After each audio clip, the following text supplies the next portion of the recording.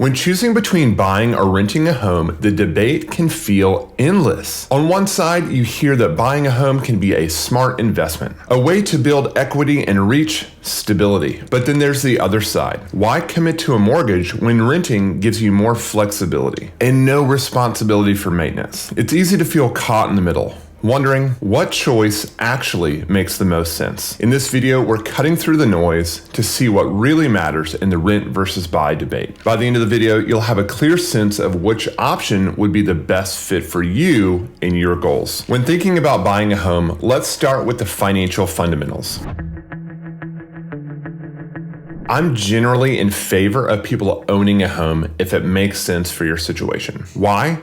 Because in many cases, your home becomes one of the largest assets you own. Real estate is the second largest asset for Americans, second only to retirement accounts. In my opinion, this flies in the face of what people think when they're consuming content on social media. I think so many people think that if you want to get rich, you have to have 100 rental properties or a big crypto portfolio or something like that in 2024. But the data shows otherwise. It's really retirement accounts and equity in your home, both of which benefit from automation in the sense that your 401k money comes out before you even think about it. Same is true with a home purchase because every time you make a mortgage payment, you're paying down some debt and building equity. According to government census data, many Americans save a lot of their wealth in home equity. So for most people, a home acts as kind of a forced savings account, if you will. One rule of thumb when thinking about how much home you can afford is one of Dave Ramsey's guidelines, where ideally your mortgage payment should be no more than 25% of your take-home pay each month. And I'll be the first to say, in the filming of this during 2024 with interest rates in these examples being 6%, that can be a really tough order for a lot of people. But let's say you're looking at a $500,000 house. With a 20% down payment, that alone is $100,000. So with 20% down, you'd likely have a mortgage payment of like $2,398 a month. That's at a 6% interest rate on a 30-year mortgage. So bearing that in mind, your monthly take-home pay should be around $9,592 for you to be able to afford this mortgage. And just to be clear, that is only calculating principal and interest. That is not including things like property taxes or possible HOA dues. So you'd want to factor that in to get a more clear understanding of what this looks like for your situation. But again, buying isn't just about the monthly payment. There's also things like maintenance to consider. As a homeowner, you are responsible for all the repairs, which can add up very quickly. A rule of thumb for this is typically 1% of the overall value of your home. So for a $500,000 home, that's like $5,000 a year set aside for maintenance.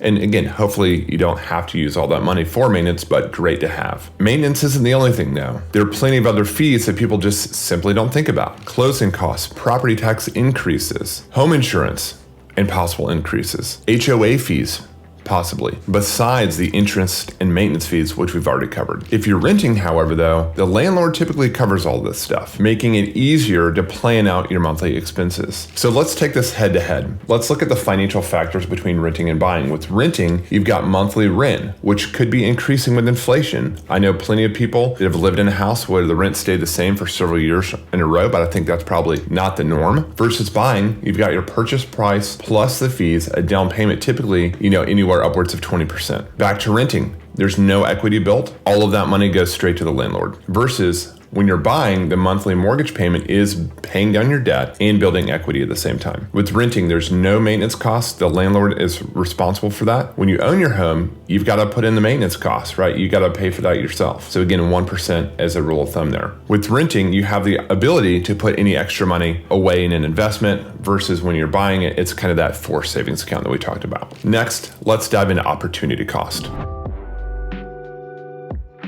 And just a quick little definition, an opportunity cost is, if you're unfamiliar with the concept, any money that you put into your mortgage payment, as an example, is money that you can't do something else with, or vice versa. This is one of the biggest considerations when choosing whether to buy or whether to rent. When renting, some people feel like they're throwing money away, but on the flip side, renting means that the money that you would have spent on a down payment can be invested elsewhere. For example, if you took that $100,000 down payment and instead invested it in an S&P 500 index fund, earning just a very conservative 8% over a 5-year period, that investment would grow to $148,984 $1.57, again, in that 5-year period, without adding anything else to that. That extra $48,000 could really come in handy, giving you more options and flexibility than you would have otherwise. On the other hand, buying your home, like we said, gives you that forced savings account. Over time, homes typically appreciate between 3 to 5% per year. If a $500,000 home appreciates at 5% annually over 5 years, it could reach around $641,679.34, adding $141,679.34 to your net worth. But unlike stock investments, this equity isn't liquid, adding a layer of stability but less flexibility. To be fair, I can't tell you once and for all what would be the best thing for you, whether to rent or to buy, but you can go to any rent versus buy calculator, and I'll leave one in the description for you. That way you can play with all the parameters you need, including the home appreciation factor that might be unique to different parts of the United States. Ultimately, opportunity costs in this example really come down to balancing growth potential with potential expenses. So again, pitting these head to head, the opportunity cost when renting is that the money spent on rent could have been invested elsewhere. And when you're buying, the opportunity cost to invest the down payment and mortgage payments in other assets like an S&P 500 instead of that money going directly into your home. So again, the big difference here is also that the potential for financial growth if you're investing the extra money, again, the S&P 500 as the example, when you're owning the home, you've got that property appreciation potential to consider that is also building your net worth. With that said, there's also something else to consider that might be even more important than the opportunity cost.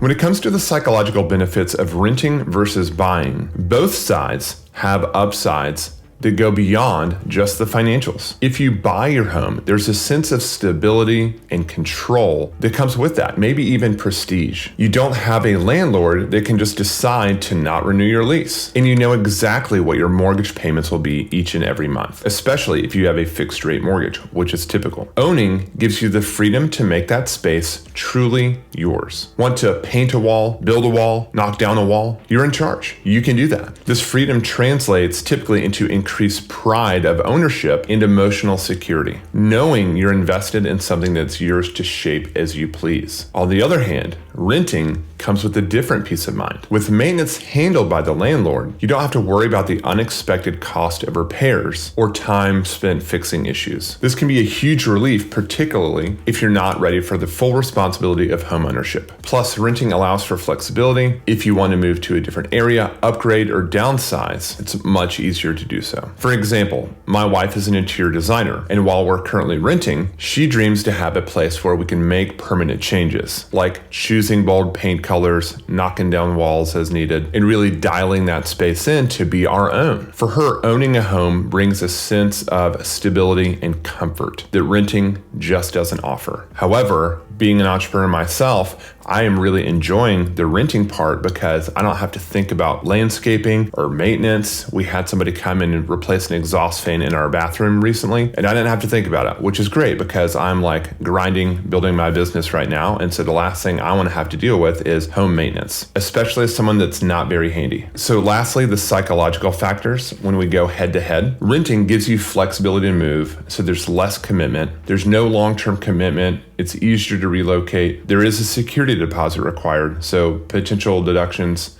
for damages been there, unfortunately, but there's no responsibility for repairs or maintenance. Whereas when you own a home, you've got the stability and control over your living space. There's no landlord telling you what you can and can't do, which looking forward to that. There's the ability to modify the property, again, like renovations or adding onto the property. There is a long-term commitment, a stability factor. We've got 2 children, right? And so that is something we're looking forward to, having that stability for their sake. But there is the inability to easily move at the drop of a hat. And you're responsible for repairs and maintenance costs. So, should you rent or buy? It all comes down to your financial situation, lifestyle needs, and long-term goals. I hope this breakdown has given you a clearer idea of what would work best for you. If you like this video, I think you'll enjoy the FIRE movement rant that I posted recently. You can check that out, linked above, and thanks for watching.